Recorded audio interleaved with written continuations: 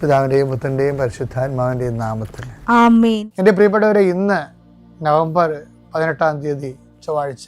അമ്മേ പരിശുദ്ധ അമ്മേ, അമ്മേ പരിശുദ്ധമേ, ദൈവമാതാവേ, കൃപാസനത്തിലൂടെ ഞങ്ങളുടെ ദേശത്തിനും അമ്മ മധ്യസ്ഥം തേടി തന്ന എല്ലാ അനുഗ്രഹങ്ങൾക്കും കൃപകൾക്കും ഞങ്ങളിപ്പോൾ ഹൃദയം നിറഞ്ഞ നന്ദി പറയുന്നു. അമ്മേ പരിശുദ്ധമേ, ദൈവമാതാവേ, 2004 ഡിസംബർ 7 ഉച്ചകഴിഞ്ഞ് 2:30 കൃപാസനത്തിൽ സംഭവിച്ച അമ്മയുടെ പ്രത്യക്ഷപ്പെടലിനെ കുറിച്ച് തിരുസഭയ്ക്ക് സമർപ്പിച്ചിരിക്കുന്ന പഠനരേഖകളുടെ സഭാത്മകമായ പഠനം ആരംഭിക്കുവാൻ ഞങ്ങൾ പ്രാർത്ഥിക്കുന്നു. അമ്മേ പരിശുദ്ധമേ, ഭൂസ്വർലോകങ്ങളുടെ രാജ്ഞിയായ അങ്ങേയ്ക്ക് ഭൗമസംരക്ഷണത്തിനായി പ്രപഞ്ചപ്രകൃതിയെ തന്നെ തിരുസഭ പ്രതിഷ്ഠിക്കുവാൻ ഈ പ്രത്യക്ഷീകരണം വഴി ഇടയാക്കണമേ. പരിശുദ്ധമേ, ജപമാല മാതാവേ, സകല കൃപാസനം പ്രാർത്ഥനയോടും ചേർത്ത് ഞങ്ങളിപ്പോൾ പ്രാർത്ഥിക്കുന്ന ഈ കുടുംബത്തിന്റെ പ്രത്യേക നിയോഗം പറ മക്കളെ.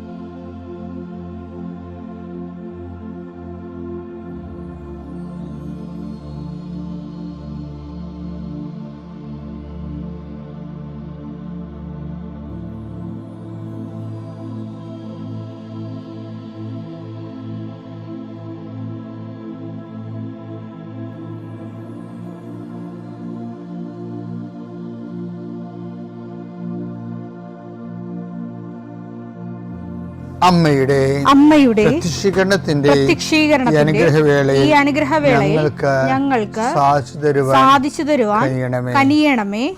ആമേൻ. വിശ്വാസ പ്രമാണം. സർവശക്തനായ പിതാവും ആകാശത്തിന്റെയും ഭൂമിയുടെയും സൃഷ്ടാവുമായ ദൈവത്തിൽ ഞാൻ വിശ്വസിക്കുന്നു. അവിടുത്തെ ഏകപുത്രനും ഞങ്ങളുടെ കർത്താവുമായ ഈശോമിശിഹായിലും ഞാൻ വിശ്വസിക്കുന്നു. ഈ പുത്രൻ പരിശുദ്ധാത്മാവിനാൽ ഗർഭസ്ഥനായി കന്യകാമറിയത്തിൽ നിന്ന് പിറന്ന് പൊന്തിയോസ് പീലാത്തോസിന്റെ കാലത്ത് പീഡകൾ സഹിച്ച് കുരിശിൽ തറയ്ക്കപ്പെട്ട് മരിച്ച് അടക്കപ്പെട്ട് പാതാളങ്ങളിൽ ഇറങ്ങി മരിച്ചവരുടെ ഇടയിൽ നിന്ന് 3-ാം നാൾ ഉയർത്ത് സ്വർഗത്തിലേക്ക് എഴുന്നള്ളി സർവശക്തിയുള്ള പിതാവായ ദൈവത്തിന്റെ വലതുഭാഗത്തിരിക്കുന്നു.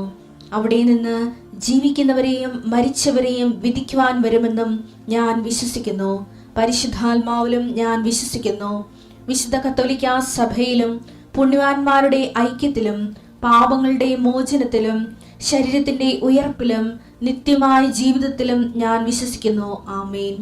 സുഖസ്ഥനായ ഞങ്ങളുടെ പിതാവേ, അങ്ങയുടെ നാമം പൂജിതമാകണമേ. അങ്ങയുടെ രാജ്യം വരണമേ. അങ്ങയുടെ തിരുമനസ് സ്വർഗത്തിലെ പോലെ ഭൂമിയിലും ആകണമേ. അന്നു വേണ്ടുന്ന ആഹാരം ഇന്ന് ഞങ്ങൾക്ക് തരണമേ. ഞങ്ങളോട് തെറ്റ് ചെയ്യുന്നവരോട് ഞങ്ങൾ ക്ഷമിക്കുന്നത് പോലെ ഞങ്ങളുടെ തെറ്റുകൾ ഞങ്ങളോടും ക്ഷമിക്കണമേ. ഞങ്ങളെ പ്രലോഭനത്തിൽ ഉൾപ്പെടുത്തരുതേ, തിന്മയിൽ ഞങ്ങൾ രക്ഷിക്കണമേ. ആമേൻ. നന്മ നിറഞ്ഞ മറിയമേ, സ്വസ്തി. കർത്താവ് അങ്ങയുടെ കൂടെ സ്ത്രീകളിൽ അങ്ങ് അനുഗ്രഹിക്കപ്പെട്ടവളാകുന്നു. അങ്ങയുടെ ഉദരത്തിൻ ഫലമായി ഈശോ അനുഗ്രഹിക്കപ്പെട്ടവനാകുന്നു. പരിശുദ്ധ മറിയമേ, തമ്പുരാന്റെ അമ്മേ, പാപികളായ ഞങ്ങൾക്ക് വേണ്ടി ഇപ്പോഴും ഞങ്ങളുടെ മരണസമയത്തും തമ്പുരാനോട് അപേക്ഷിക്കണമേ. ആമേൻ. കർത്താവേ, നിന്റെ ഉന്നതമായ നാമത്തിന് സ്തോത്രം ചെയ്യുന്നു.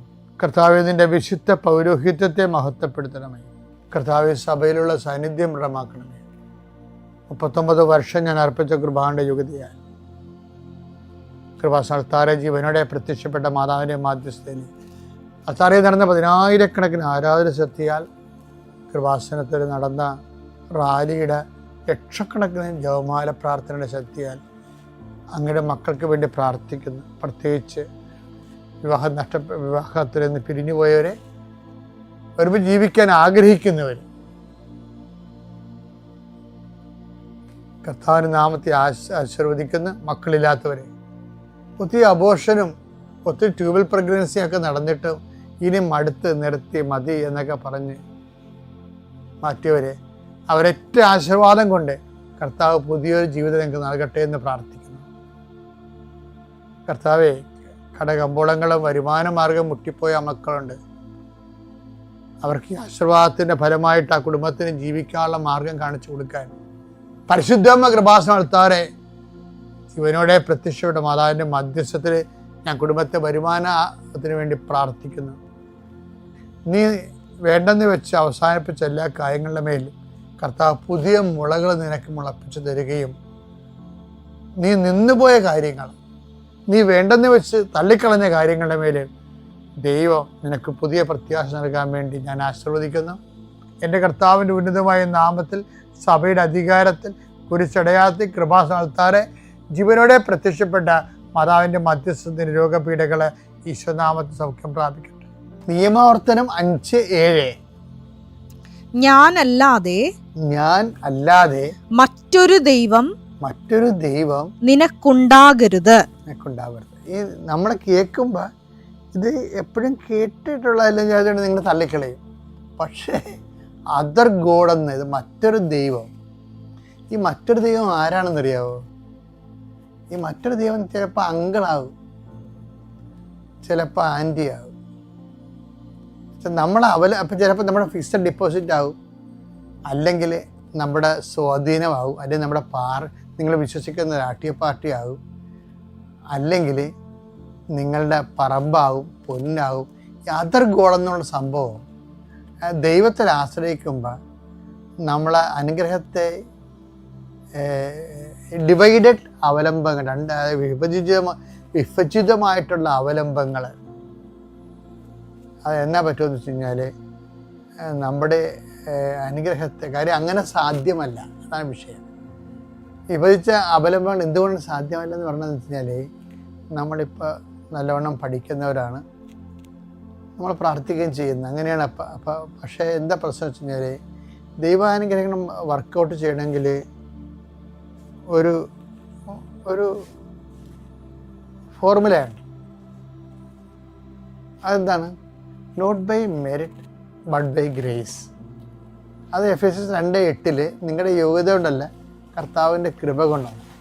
അപ്പോൾ എപ്പോഴും നമ്മൾ ശ്രദ്ധിക്കേണ്ടത്, അപ്പോൾ പലപ്പോഴും പല കാര്യങ്ങളും നിങ്ങൾ ഇപ്പോൾ ആൻറ്റി, നിങ്ങൾ 10ാം ക്ലാസ്സിലോ അല്ലെങ്കിൽ കോളേജിലോ പഠിക്കുന്നു. അപ്പോൾ നിങ്ങളെ കാണുമ്പോൾ പറയാം, നിങ്ങൾ പഠിച്ചു വാ, മാം പഠിച്ചു വാ. അമ്മയും പറയും, അങ്കിൾ കൊണ്ടുപോകുകയെ, മാം പഠിച്ചു വാ, ആൻറ്റി കൊണ്ടുപോകുകയെ എന്ന് നിങ്ങൾ പറയുമ്പോൾ നിങ്ങൾ ഓർക്കുക ഈ അങ്കിളും ആൻറ്റിയും അറിയാതെ അതർ ഗോഡാവും. അപ്പം നിങ്ങൾ അവരോട്, ഇപ്പം അങ്കിളും ആൻറ്റിയും വിരുന്നിന് വല്ല ഫോറിൻ രാജ്യങ്ങളിലൊക്കെ വീട്ടിൽ വിരുന്ന് വരുമ്പോൾ ചിലപ്പോൾ അന്ന് കുടുംബ പ്രാർത്ഥന പോലും ഉണ്ടാകത്തില്ല. അവരെ സന്തോഷിപ്പിക്കാൻ വേണ്ടി നിങ്ങൾ പാചക വിധികളും കുഞ്ഞുങ്ങളെ കൊണ്ടുപോകേണ്ടവരല്ലേ, പോയി രക്ഷപ്പെടുത്തേണ്ടവരല്ലേ എന്ന് വിചാരിച്ചുകൊണ്ട് വേണമെങ്കിൽ ഞായറാഴ്ച കുർബാനയും പോകും. ഇവരെല്ലാം നമ്മൾ അറിയാതെ ഒരു അതർ ഗോഡായിട്ട് ഡെവലപ്പ് ചെയ്ത് വരും. പക്ഷേ കുഞ്ഞുങ്ങളെ ജോലിക്ക് പോകേണ്ട സമയമാകുമ്പോൾ ഒന്നെങ്കിൽ അങ്കിള് കല്യാണം കഴിച്ച് കാണും, ആൻറ്റി കല്യാണം കഴിച്ച് കാണും. അങ്ങനെ വരുമ്പോൾ അവർക്ക് നിങ്ങളെ പറഞ്ഞ പോലെ സഹായിക്കാൻ പറ്റുമെന്ന് വരുന്നില്ല. പല ആൾക്കാരും ഇങ്ങനെ വെള്ളത്തിൽ കിടന്ന് നീന്തണേണ്ട കാര്യം ദൈവത്തെ മാറ്റി നിർത്തിക്കൊണ്ട് മനുഷ്യന്മാരിൽ അഭയം പ്രാപിച്ചത് കൊണ്ടാണ്. അതാണ് അതർ ഗോഡെന്ന് പറയുന്നതിൻ്റെ കാര്യം. അപ്പം അതർ ഗോഡ് എന്തുവാകാം, നമ്മളെപ്പോഴും നിങ്ങളൊന്ന് ശ്രദ്ധിക്കണം കേട്ടോ. അതായത് നിങ്ങളുടെ ജീവിതത്തിൽ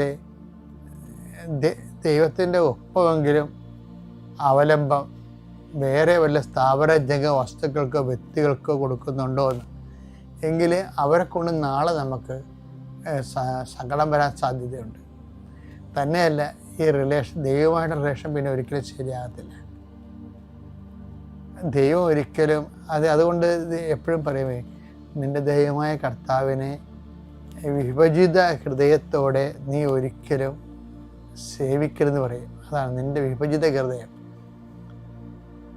നിൻ്റെ ദൈവമായ കർത്താവിനെ വിഭജിത ഹൃദയത്തോടെ ഒരിക്കലും നീ സേവിക്കരുത് എന്ന് പറയണം. അപ്പോൾ നിങ്ങൾ അങ്ങനെ വചനമുണ്ടാ? വചനമില്ല, പക്ഷേ അതിൻ്റെ അർത്ഥം കിട്ടുന്ന വചനമുണ്ട്. എന്താണ്? നിന്റെ ദൈവമായ കർത്താവിനെ പൂർണ്ണ ഹൃദയത്തോടെ. മർക്കോസ് 12:30 നീ നിന്റെ ദൈവമായ കർത്താവിനെ നീ നിന്റെ ദൈവമായ കർത്താവിനെ പൂർണ്ണ ഹൃദയത്തോടും പൂർണ്ണ ആത്മാവോടും പൂർണ്ണ മനസ്സോടും പൂർണ്ണ ശക്തിയോടും കൂടെ. എല്ലാം പൂർണ്ണമാണേ, അവിടെ ഒന്നും ഭാഗികമില്ല. നിങ്ങൾ ദൈവം പാതി മനുഷ്യൻ പാതി എന്നൊക്കെ പറഞ്ഞാലേ അതൊക്കെ വലിയ പഴഞ്ചൊല്ലാണ്. അതൊന്നുമല്ല. ദൈവത്തിൽ വിശ്വസിച്ച് പോകുന്ന ആൾക്കാര് പ്രിൻസിപ്പൽ ഡിപ്പെൻഡൻസ് ദൈവത്തിൽ തന്നെ കൊടുക്കണം. കാര്യം എന്താണ്?